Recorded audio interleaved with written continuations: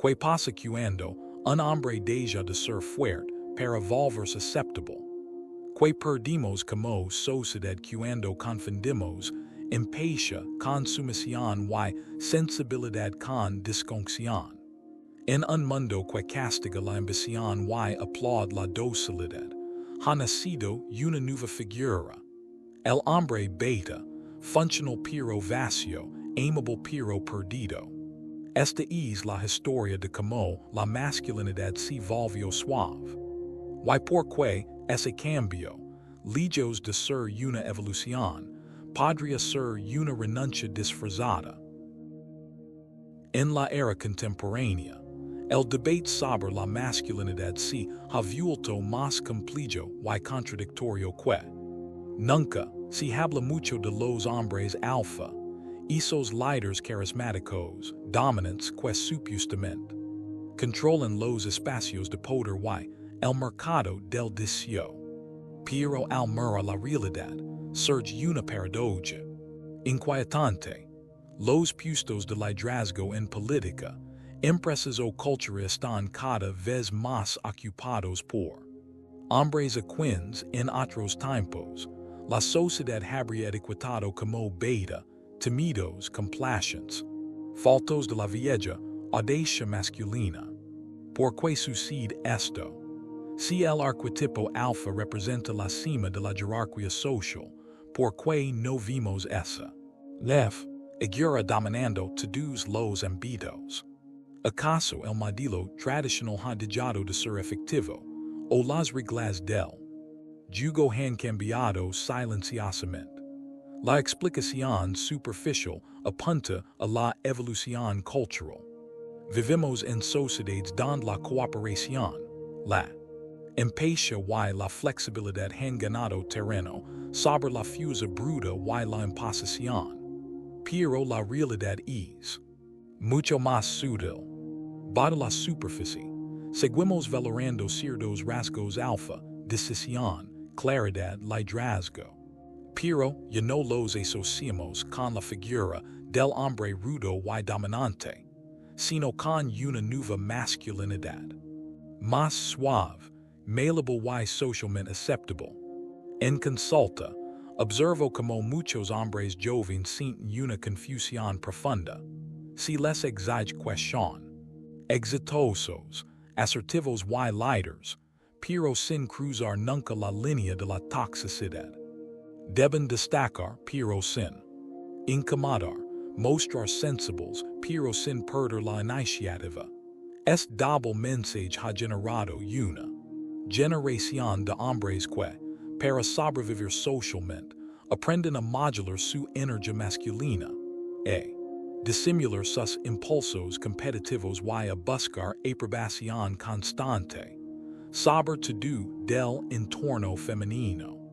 Este fenómeno no es un accidente, sino el resultado de décadas de cambios en las expectativas sociales y en la narrativa cultural sobre lo que significa ser un buen hombre.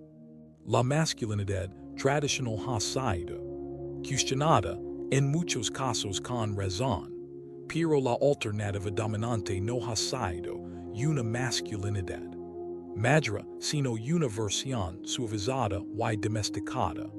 Así, el beta moderno no es simplemente alguien menos fuerte o menos líder.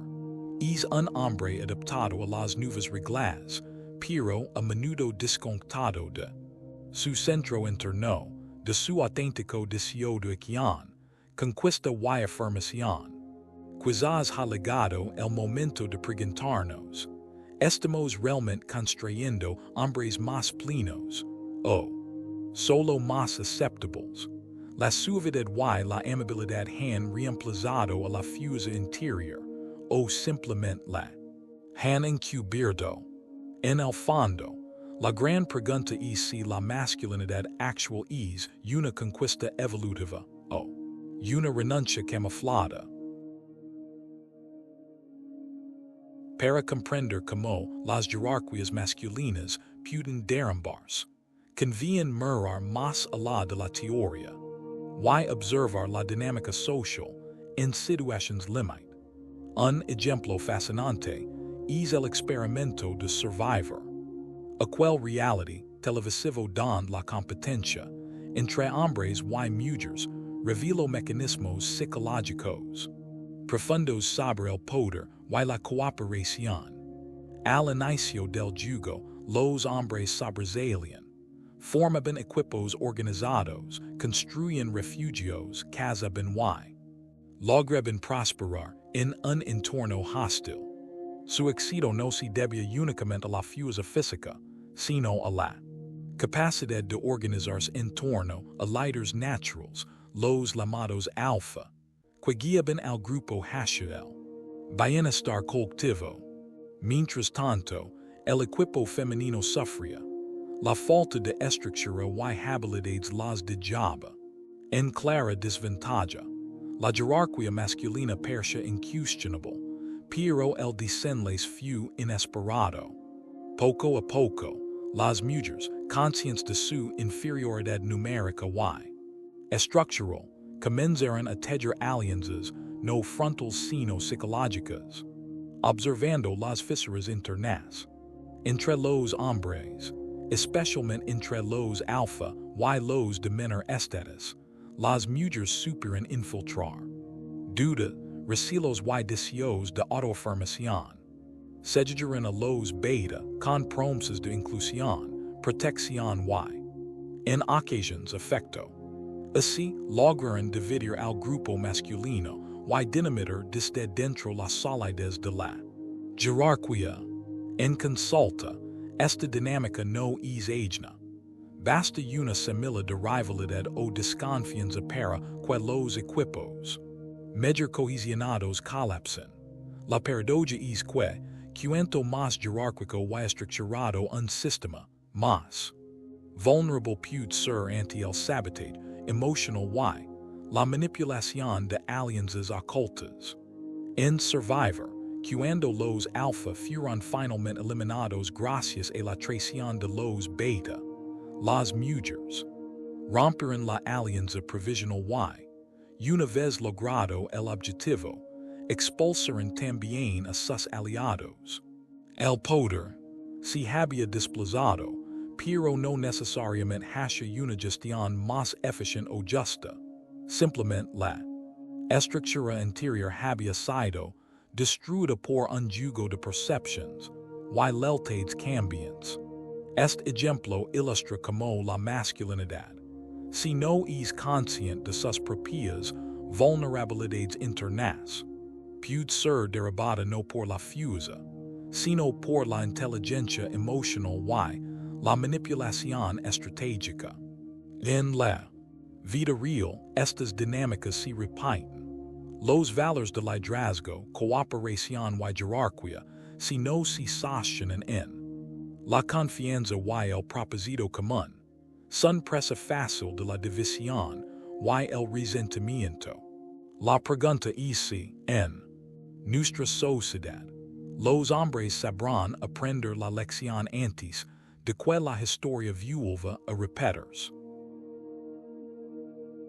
Si el experimento Survivor revela algo, es que la fuerza bruta y el liderazgo visible no siempre son suficientes para garantizar la permanencia en la cima. Detrás de cada caída de una jerarquía, aparentemente sólida suele esconderse un juego sutil de alianzas, manipulación emocional y persuasión estratégica. En el caso del reality, las mujeres, frente a la imposibilidad de vencer en competencia directa, recurren a un arma mucho más eficaz, el arte de la manipulación de emociones y percepciones. Ellas identificarán, con precisión casi quirúrgica, las inseguridades y necesidades de los hombres beta. Les ofrecerán aquello que más ansiaban: pertenencia, reconocimiento, la promesa de una nueva oportunidad. Si traicionaban a los alfa, utilizarán el lenguaje del consuelo, la impaciencia y, en ocasiones, una pizca de seducción. Hicieron visible una alternativa tentadora. Si nos ayudas, Tendrás un sitio asegurado cuando las fuerzas caigan.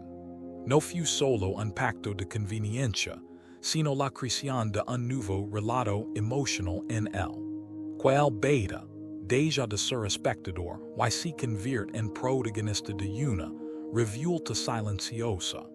En consulta, observo cómo estas dinámicas se reproducen a pequeña escala en grupos de trabajo, familias, y relaciones de pareja. Quien sabe leer las emociones, intuir los miedos y aprovechar los vacíos de reconocimiento, puede mover los hilos de una estructura sin recurrir a la fuerza ni a la confrontación. Abierta. La manipulación emocional no siempre es consciente, pero sí profundamente eficaz. Basta con sembrar dudas, avivar resentimientos y prometer un futuro distinto, para reconfigurar el mapa de poder de cualquier grupo. Lo interesante de este fenómeno es cómo transforma la identidad del beta, el deseo de aprobación, la esperanza de reconocimiento, y la necesidad de pertenecer se entrelazan, llevando al individuo a actuar en contra de sus propios intereses a largo plazo. El beta se convierte en instrumento, pieza intercambiable en un table rodando. Las emociones son la verdadera moneda de cambio. El cost, sin embargo, es alto. Los beta, quatracionan por aprobación o por miedo rara vez encuentran la recompensa que se les prometió. Una vez eliminados los alfa, la alianza se disuelve, y quienes ayudaron a la revolución se convierten en prescindibles. En Survivor, los aliados provisionales fueron expulsados tan pronto como dejaron de ser útiles. La lección es amarga.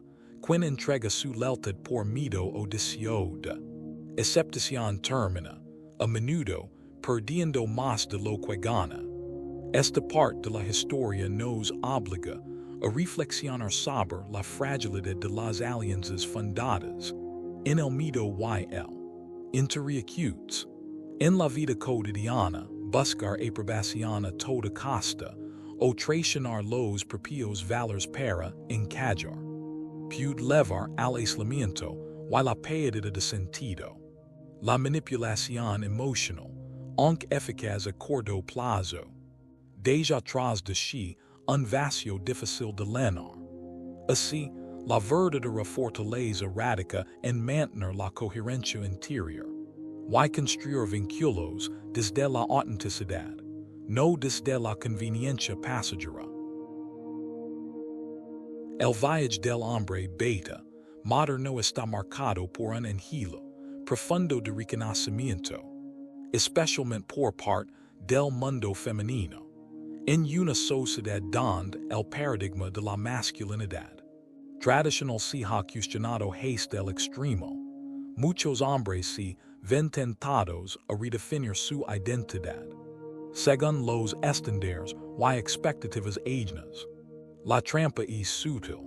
Buscar la aceptación mediante la renuncia, incluso inconsciente, de los propios valores esenciales. A lo largo de generaciones, los hombres han aprendido a buscar aprobación externa. Pero en el siglo XXI, este impulso ha sido magnificado por los discursos sociales y culturales que asocian la buena masculinidad con la capacidad de agradar, adaptarse y evitar el conflicto.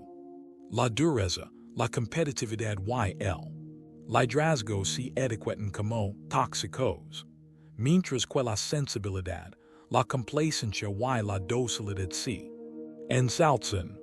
El resultado es una versión edulcorada del hombre, funcional, seguro, inofensivo, pero también desconectado de su energía vital, de su instinto de conquista y creación. En consulta, observo como muchos hombres, en su afán por no incomodar o ser demasiado, apagan poco a poco su voz interior. si convierten en expertos en leer las necesidades del entorno, en anticipar deseos ajenos, pero si olvidan de los propios. Esta hyperadaptación, lejos de protegerlos, les priva de fusa y dirección. El precio es alto. La pérdida de autenticidad, la dificultad para tomar decisiones y, en última instancia, la sensación de vacío o de fracaso vital. La paradoja es que, cuanto más se esfuerza uno en agradar, menos respeto y deseo suele generar. El aplauso femenino, tan ansiado, se convierte en mundo voluble. Hoy se recibe, mañana se niega, y muchos hombres descubren, demasiado tarde, que la aceptación ganada a base de renuncias no llena el alma, ni sostiene una relación verdadera. La trampa es sutil pero poderosa. La docilidad, cuando se convierte en modo de vida, genera relaciones superficiales y expectativas insaciables. El hombre pierde la capacidad de decir no, de marcar límites, de defender sus propias convicciones. Poco a poco, el deseo de ser aceptado ahoga la posibilidad de ser respetado. Tal vez ha llegado la hora de reconciliarse con la propia sombra, reconocer que la fusa, la ambición y el courage son ingredientes sanos, necesarios para una vida plena. No se trata de volver a la rigidez del pasado, sino de atreverse a ser uno mismo, incluso cuando eso implica incomodar. La autenticidad, al fin y al cabo, es la única base sólida sobre la que construir una masculinidad madura y libre. En la última década, hemos asistido a una transformación radical en el discurso público sobre lo que significa ser hombre. Los valores y comportamientos tradicionalmente asociados con la masculinidad, la fuerza, la competencia, la asertividad, la capacidad de liderar y de tomar riesgos, han pasado de ser virtudes indiscutibles a convertirse, en muchos entornos, en signos de toxicidad. Esta metamorfosis cultural, aunque bien intencionada en su raíz, ha dado lugar a una confusión y desorientación inéditas entre los hombres jóvenes. El término masculinidad tóxica se ha instalado en el vocabulario social, ocupando un lugar central en debates, medios de comunicación y sistemas educativos.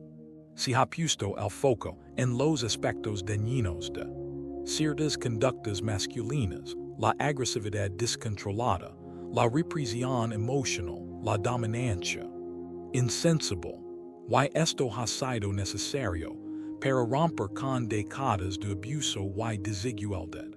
Sin embargo, en el proceso, se ha extendido una sospecha generalizada sobre cualquier manifestación de fuerza, ambición o liderazgo masculino, como si todo lo masculino estuviera contaminado por definición. En consulta, observo a menudo a jóvenes atrapados en un laberinto moral. Por un lado, sienten la presión de destacar, de competir y de construir un futuro. Por otro, temen ser etiquetados de tóxicos si muestran asertividad o defienden sus propias convicciones. Aprenden a ocultar su deseo de destacar, a modular su voz y su postura, y a mostrar una sensibilidad a veces impostada, no por vocación sino por necesidad de ser aceptados en un nuevo entorno donde la masculinidad es vista con desconfianza. El efecto secundario de este discurso es paradójico. Lejos de fomentar una masculinidad madura y responsable, ha producido una generación de hombres inseguros, dependientes de la validación ajena y temerosos de afirmar sus propias metas y valores. Muchos se refugian en una corrección superficial, evitando cualquier gesto que pueda parecer demasiado masculino. Así, la masculinidad se vuelve no solo suave, sino también hueca, desprovista de dirección internal y de la energía creativa que alguna vez la caracterizó. Sin embargo, demonizar la masculinidad no es la solución.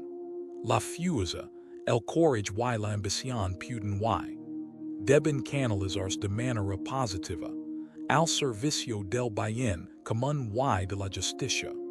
La tarea de nuestra generación es encontrar un nuevo equilibrio, educar a los hombres para que asumen la responsabilidad de sus acciones y cultiven la empatía, sin exigirles que renuncien a su energía vital, su deseo de crecer y liderar.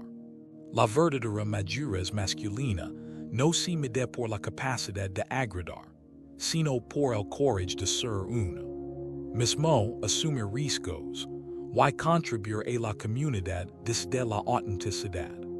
En última instancia, necesitamos dejar atrás los extremos, la tiranía del macho alfa y la sumisión acrítica del beta para forjar una masculinidad plural, consciente y libre, capaz de honrar tanto la fuerza como la vulnerabilidad.